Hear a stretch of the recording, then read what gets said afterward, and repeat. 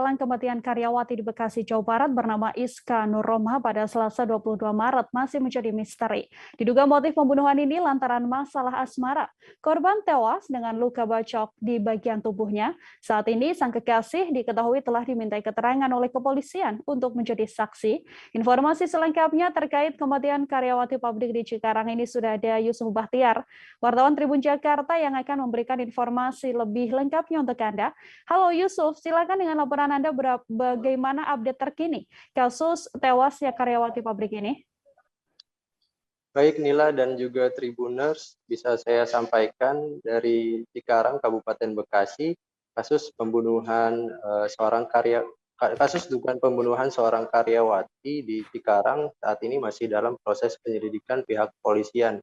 Adapun kronologis kejadian bermula pada saat korban bernama Iska Nurrohmah sedang hendak berangkat bekerja dari rumah kontrakan ya di Desa Tegal Gede, Desa Mekarmukni, Kecamatan Cikarang Utara, Kabupaten Bekasi, sekitar pukul 05.00 WIB.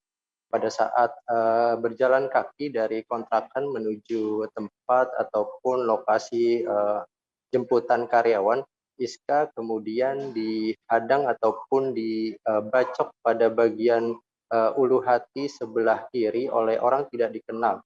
Adapun kejadian ini menggemparkan warga setempat karena korban sempat berteriak minta tolong ketika darah mengucur dari area sekitar lokasi ia dibacok. Adapun sang kekasih yang berada di kontrakan sempat menghampiri korban dan meminta pertolongan kepada warga setempat. Namun nahasnya nyawa korban tidak dapat diselamatkan karena kehilangan banyak darah. Adapun keterangan dari Kapolres Metro Bekasi, Kombes Polisi Gideon Arif mengatakan bahwa kasus ini murni adalah pembacokan ataupun pembunuhan. Tidak ada motif dari pembegalan karena dari barang-barang yang dibawa oleh korban masih utuh ataupun tidak ada barang-barang yang hilang.